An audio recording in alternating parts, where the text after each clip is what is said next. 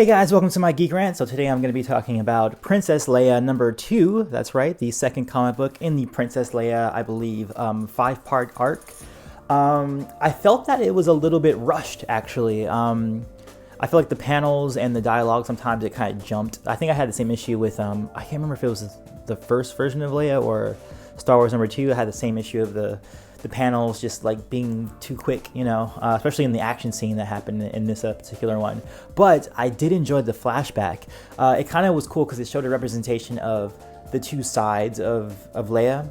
You have this warrior, princess kind of thing going on, and then you have the royal princess. And I thought that was perfectly represented with her when Belle, like after her training session with her like fighting instructor, Belle comes in and says, "No, put on this gown," and then like basically she puts this facade over her, this royal gown over her when she has like, her workout gear underneath, which is kind of like, what she is. She has like this face that is like the diplomatic face that, she's a senator in the Old Republic, or not even the Old Republic, but the Imperial Senate before they dissolved that.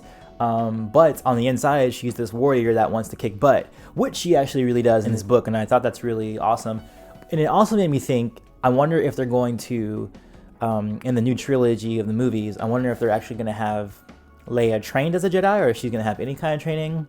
In the Legends canon, she is a Jedi Knight, but we're not sure what's going to happen with this now. But I really do hope that they do have her at least have some sort of force sensitivity. Like, it shouldn't just be Luke just because he's the guy. Like, let's get Leia in here and get her some force powers. What I also enjoyed is Belle Organa, her adoptive father. He gives her a lesson about being a leader. And I thought it was a really good message for her to hear. He wasn't just teaching her how to be like luxurious and how to live in luxury and stuff like that. He was also teaching her how to inspire her people, which is why it was important for her to like have these language classes and these cultural classes that she goes through that she doesn't think there's it's not necessary. She wants to like be this warrior.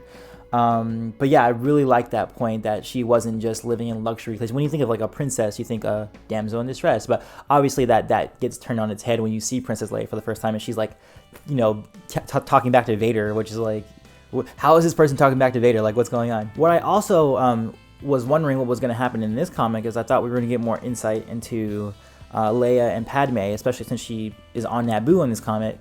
But that didn't really happen. It was literally like maybe like 3 panels of her looking at a picture of a picture of Padme, and she thinks that the picture is like looking at her, and that was it. I thought we would got a little bit more than that. And there's a big thing with Leia and her mother, because in the original movie Return of the Jedi, when Luke asks, like, what do you remember about her mother, she says, "She died when I was very young." What do you remember? Just images, really. Feelings. Tell me. She was very beautiful, kind, but sad. But then in Revenge of the Sith, we see that her mother dies like literally as she's born. So the one image of her mother she has is this. It's a girl.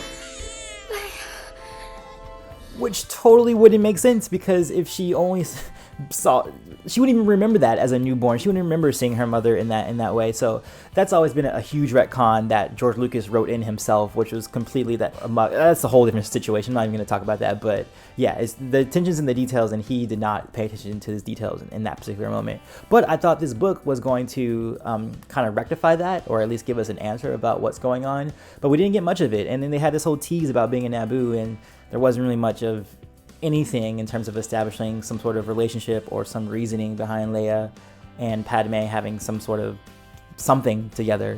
Some might say that she was referring to her adoptive mother, but it can't be true, because when we have the flashback and she's like in her preteens, she talks about her adoptive mother still being alive. So like that doesn't make sense. So like really, they really got to figure out what's going to happen. I don't know it's so messed up right now in terms of that continuity. So essentially the plot of the story is to save the remaining people from Alderaan.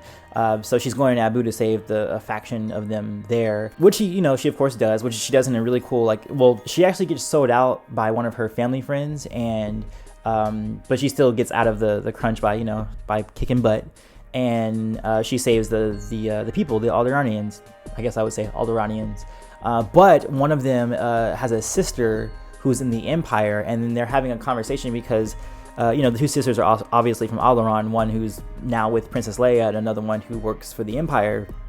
And so they're having a conversation, and the sister wants to go back and reunite with her sister so they can grieve together. But the other sister, the Empire, the one who's in the Empire, is like, no, you need to stay with the princess. It's important you stay there, really, so that, she can keep tabs on her. So that's what the comic is leading into, is about, I guess, probably that relationship with the sisters, and how basically this one sister is going to spy on Leia without really knowing it. So that's pretty interesting. The comic wasn't what I was expecting. I was expecting to get more of an established relationship between Leia and Padme, but we didn't really get it.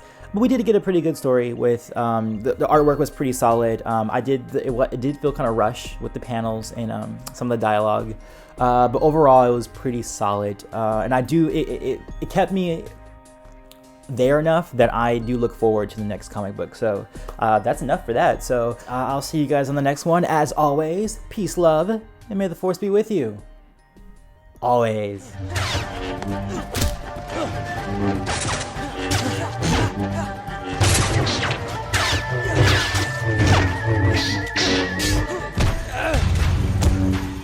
They both held immense power with their use of the Force. Yoda as the Avatar of Light, Bane as the Nexus of the Dark. Between the PS2 and the PS3, and it was like a big breakthrough because there was like destructible stuff that you can do and stuff like that, which is kind of cool. Like that tree totally just got sliced.